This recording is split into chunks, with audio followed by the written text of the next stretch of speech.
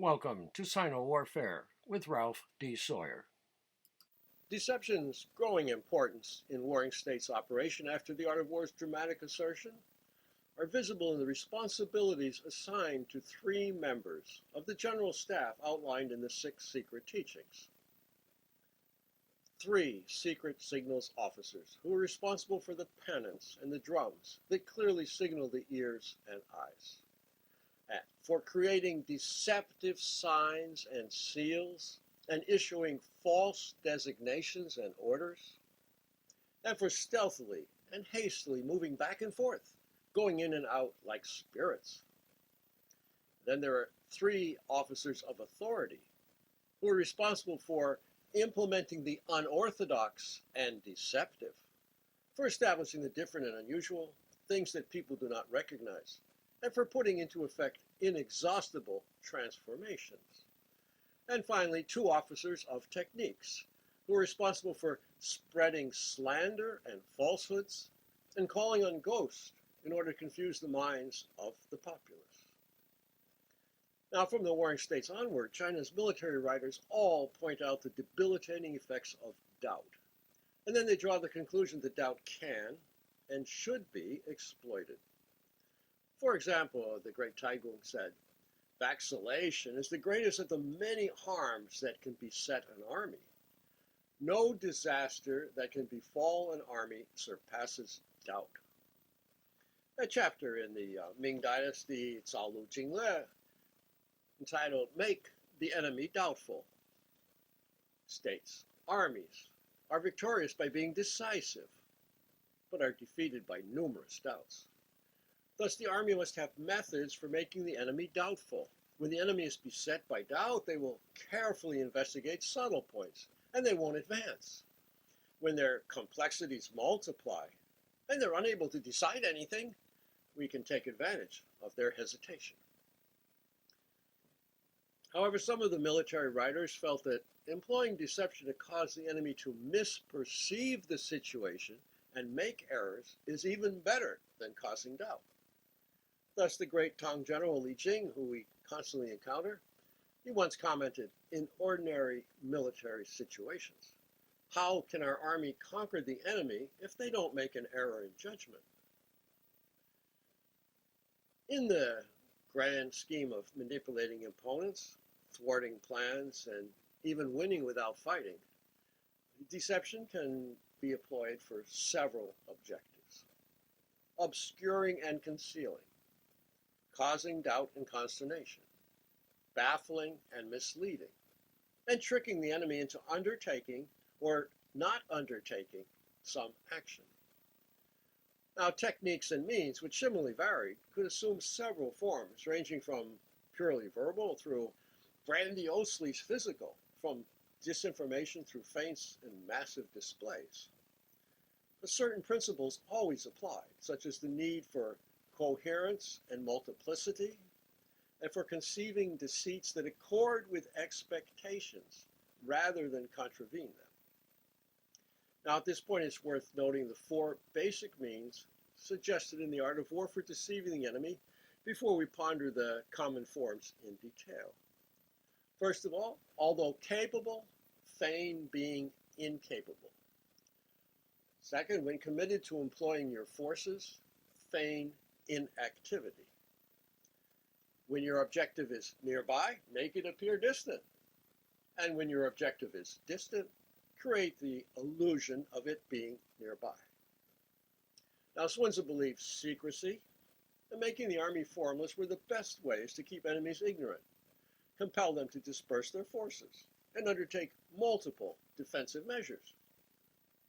Nevertheless, the art of war clearly recognizes false impressions can be employed to manipulate the enemy, as well as preserve secrecy and conceal actual intent, thereby facilitating victory.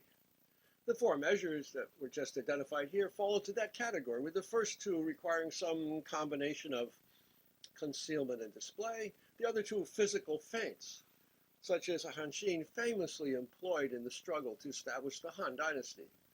And perhaps you want to augment that by disinformation. Now, in the hundreds of battles in which deception was effectively employed in China, especially the famous ones, are studied, it becomes apparent they fall into a limited number of categories. Obscuration and concealment, masking, shortage, and weakness, minimization, magnification, feints and misdirection, feigned retreats, disinformation, false treaties, and pseudo-peace initiatives, pseudo-vulnerability, and imitation and disguise. Now, although not invariably deceptive in themselves, obscuration and concealment are fundamental to secrecy. Concealment is primarily employed to mask physical assets, weakness, operational configurations. But it can also be used to disguise intent and make plans unfathomable. Over the centuries, it was utilized in China to hide strength, weakness, movement, vulnerability, forces, equipment, manpower, morale, especially morale, disorganization, deployments, illness, shortages of provisions, lack of water, and the identity of combat commanders. The Art of War in the classic military writings lists numerous debilitating conditions, as well as behavioral characteristics symptomatic of exhaustion, unruliness, dispirit, and other problematic conditions. So even the most obtuse commander should have been aware of the need to prevent their detection. Certain fundamental measures were therefore repeatedly employed, including camouflage, smoke, clouds of dust, increasing or decreasing the density of deployments, which you also saw in Greece, moving in darkness, rain, or fog, exploiting the cover provided by forests and dense vegetation, creating noise such as by multiplying or reducing the number of drums, changing military flags and insignia, building false fortifications, sometimes even the bright sunlight. Now, even though they can be highly effective, some of them are problematic. For example, fog's density and duration are always uncertain, and wind and rain can quickly dissipate it. Commanders therefore tended to opt for more reliably controlled means, such as the clouds of dust and smoke, even though they are similarly subject to the wind's vagaries. Deliberately generating dust has a lengthy heritage, and it receives attention in several military writings, such as the Wu Bian, which states, "If you accord with the wind to raise dust, the enemy's army will collapse. If you drag firewood and raise dust, no one in the enemy's army will discern your vacuity and your substance. If you blow sand and follow up afterward, no enemy force will be able to withstand your thrust." In legendary antiquity, Churio reportedly exploited miasmic fog against the Yellow Emperor, and smoke was employed to temporarily disable and slay troops at the onset of the battle. In the historic period, it was initially used for defensive purposes, only later came to be regarded as a vehicle for dispensing poisonous substances, and a medium for incapacitating and slaying rather than just concealing and occluding. Now, as discussed in my book Fire and Water, the development of generators that utilize fulminating materials and the evolution of primitive gunpowder formulations ultimately allowed smoke to assume a significant battlefield role. The Ming Dynasty Caolu Jingle contains a dedicated chapter aptly titled Smoke Warfare on the tactics and the advantages, which can be followed in my Lever of Power and in my translation of the text Caolu Jingle. It's worth noting a couple of brief excerpts. Generating smoke before you engage in combat will keep the enemy ignorant of your vacuities and substance. They won't dare advance. You can thunder the war drums amid the smoke, turn the enemy's heart cold with just a few men, while actually proceeding by secondary routes to execute unorthodox tactics. You can have elite forces strike from ambush, implement the unorthodox technique of concealing mailed troops on a vast expanse, or create the solitary silence of troops having returned to camp.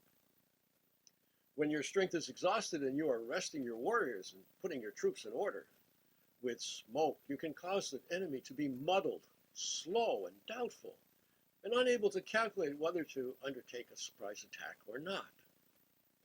Now, in conclusion, the author states, you can use smoke for unorthodox purposes, or to establish doubt, or to conceal yourself and rest your warriors. A particularly ingenious deception that developed early on in both China and the West is known as the facade of an active camp, or in the late Chinese text, the 36 stratagems, shedding a shell. By temporarily preserving the appearance of an occupied camp or a fortified position after having departed or perhaps dispatched the bulk of the forces elsewhere, could mean the difference between survival and extinction.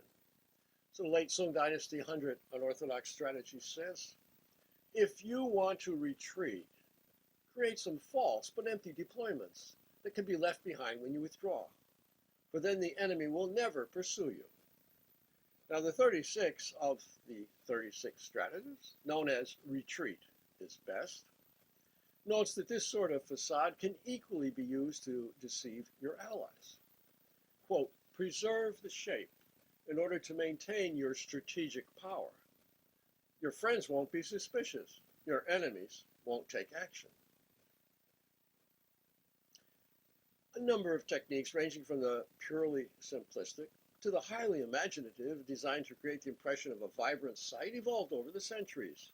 They include maintaining the fires normally built for cooking and warmth, having a few men create a lot of noise, putting dummies up on the parapets, shifting the sentries about, and having musicians meander around in order to create the illusion that music is coming from every quarter. Unfortunately, the ploy entails a glaring downside. The residual forces are quickly massacred once the deceit is fathomed. So to avoid deliberately sacrificing even a few men to achieve this greater military objective, commanders sometimes left animals behind to create noise, and tethered goats so that their hooves would beat drums as they shifted about. Depending upon the amount of time available before the army decamps, fortifications can also be visibly improved, semi-permanent structures constructed, thereby creating the illusion of a long-term commitment.